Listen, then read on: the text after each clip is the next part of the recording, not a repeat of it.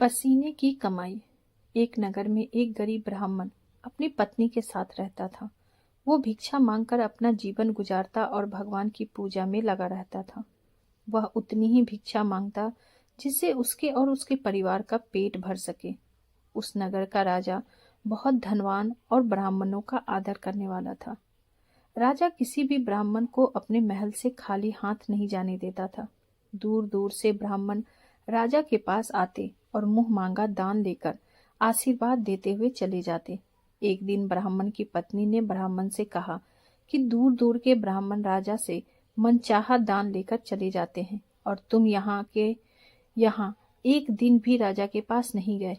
जन्म भर कंगाली कहाँ तक झेलूं? आज तुम जाओ और राजा से कुछ मांग कर लाओ। ब्राह्मण ने अपनी पत्नी को समझाते हुए कहा, तू तो बाबरी है, हमें धन की क्या जरूरत। हमें इतना तो मिल ही जाता है जिससे हम अपना पेट भर सके, और राजा का धन अच्छा नहीं होता, वो हमें नहीं लेना चाहिए। ब्राह्मण की पत्नी जिद कर अड़ गई और बोली, मैं तुम्हारी एक भी बात सुनने वाली नहीं हूँ। कब तक कंगाली में जीते रहेंगे? तुम रोज माला लेकर बैठ जाते हो। अपने बच्चों को क्या खिलाएं और क्या पहनाएं? जब बच्चे दूसरे बच्चों को पहनते ओढ़ते खाते पीते देखते हैं तो उनका भी मन ललचाता है। आज तुम राजा के पास जाओ। राजा बहुत भला व्यक्ति है, वो हमें जरूर मुंह मांगा दान देगा। मजबूर होकर ब्राह्मण राजा के महल की ओर चल दिया और राजा उस समय महल में नहीं था। ब्राह्मण को वापस लौटना पड़ा। दूसरे दिन ब्राह्मण की पत्नी ने ब्राह्मण को फिर से महल भेजा, परंतु राजा फिर से महल में नहीं मिला। तीसरे दिन राजा महल में मिल गया और उसने ब्राह्मण का स्वागत किया और उसे आसन पर बैठाया और 2 दिन न मिल पाने के लिए क्षमा भी मांगी। राजा ने कहा, मैं आपकी क्या सेवा कर सकता हूँ? ब्राह्मण ने कहा, जो मैं मांगू वो आप दे सकेंगे? राजा ने कहा, हाँ हाँ कहिए, मैं आपकी क्या सेवा कर सकता हूँ? ब्राह्मण ने निवेदन किया, महाराज मैं कुछ और नहीं चाहता, बस आप मुझे अपनी पसीने की कमाई से 4 पैसे दान दे दीजिए। ब्राह्मण की बात सुनकर राजा चौंक गया और सोचने लगा, खजाने में बहुत सारा धन है पर मेरे मेहनत की एक कौड़ी भी नहीं है। राजा ने ब्राह्मण से कहा, आप मुझे 1 दिन का समय दे, मैं कल आपको आपका मुंह मांगा दान दे दूंगा। ब्राह्मण को जब खाली हाथ देखा तो पत्नी बोली, क्या हुआ, राजा ने कुछ नहीं दिया? ब्राह्मण बोला, राजा ने कल देने के लिए कहा है। ब्राह्मण की पत्नी सोचने लगी, शायद उन्होंने बहुत सारा धन मांगा होगा और राजा को इसकी व्यवस्था करने में समय लग गया होगा, इसीलिए कल बुलाया है।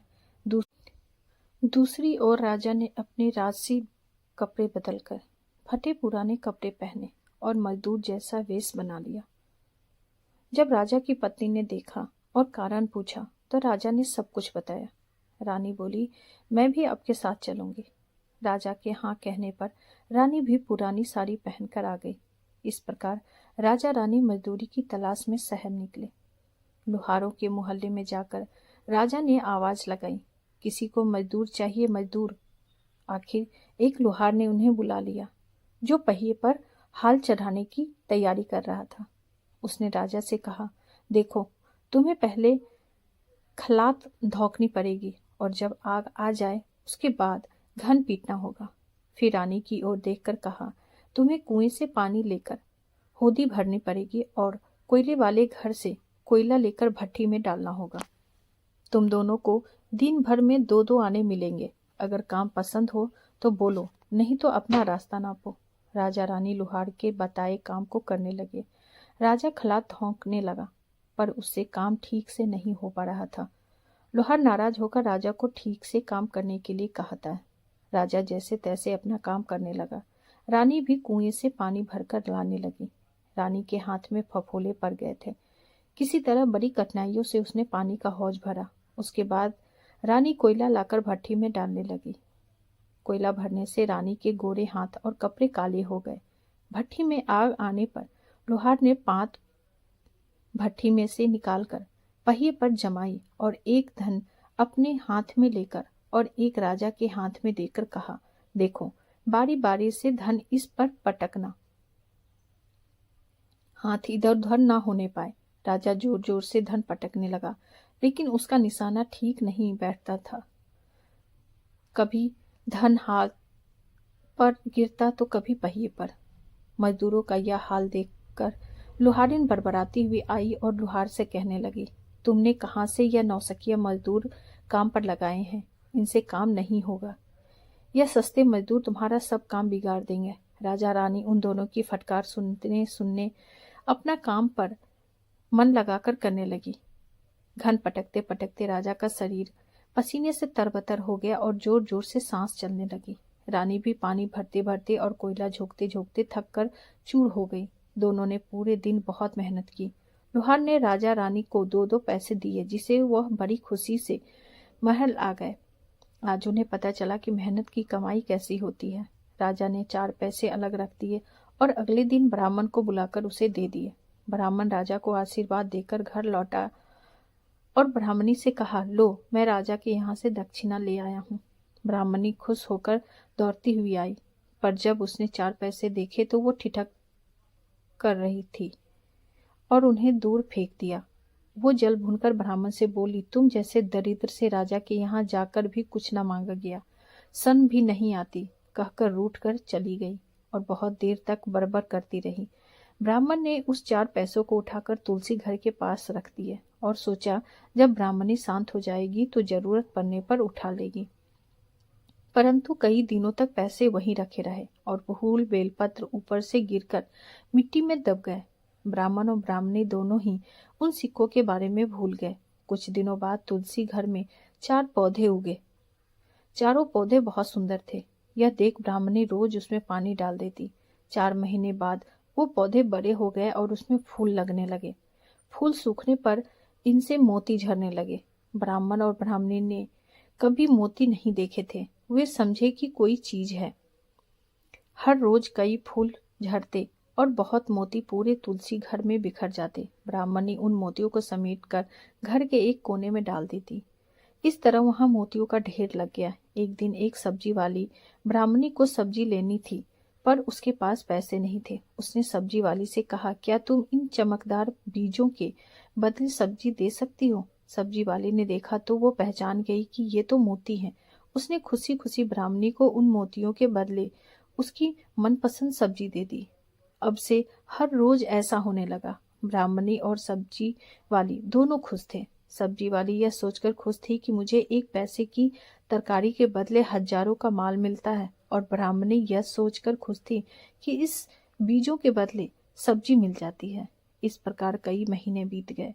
उधर राजमहल में कई राजहंस थे जो मोती चुगते थे। राजा का यह नियम था, जब राजहंस मोती चुगते थे उसके बाद ही राजा और उसका परिवार भोजन करता था। एक समय बाद राजा का सारा धन उन मोतियों और दान देने में खर्च हो गया। अब राजा को मोती खरीदने के पैसे तक नहीं बचे।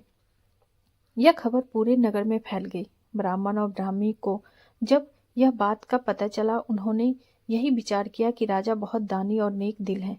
उसने अपना सब कुछ दान कर दिया, यहाँ तक कि शायद उनके पास खाने को भी कुछ नहीं है। ऐसे हालत में हमें उन लोगों की सहायता करनी चाहिए। ब्राह्मण ने ब्राह्मणी से कहा, अगर तू कहे तो इसमें से कुछ बीज राजा को दे दूं। तू कहती है इससे सब्जी और खाने की चीजें मिल जाती है। ब्राह्मणी ने कहा, हाँ, मैं रोज इसके बदले सौदा लिया करती हूँ। ऐसा कहकर ब्राह्मणी एक टोकरी बीज भर लाई।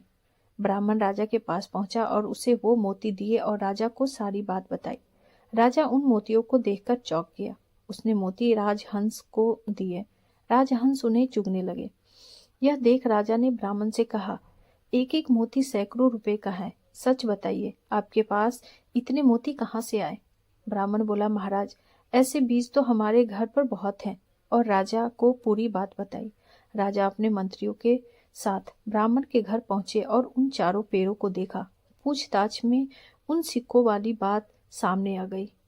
जब पेड़ों को देखा तो उनकी जड़ के पास वही सिक्के चिपके हुए थे। आज ब्राह्मण ब्राह्मणी को मालूम हुआ कि उनके पास लाखों करोड़ों की दौलत है, जिसे वो साधारण बीज समझते थे। ब्राह्मण ने सोचा कि मेरे लिए यह धन किस काम का। ऐसा सोच ब्राह्मण ने सारे मोती राजा को दे दिए। राजा की आंखें खुल गई। मेहनत के धन की कीमत उन्हें मालूम पड़ गई। उस दिन राजा ने प्रण कर लिया कि मैं खजाने के पैसों से एक भी पैसा अपने खर्च में नहीं लगाऊंगा। अपना खर्चा मेहनत करके चलाऊंगा। खजाने और ब्राह्मण के दान से राजा ने जनता के हित में कई धर्म कर्म के काम शुरू कर दिए। जैसे ब्राह्मण और राजा ने धर्म का पालन किया, भगवान करे सब ऐसा ही करें।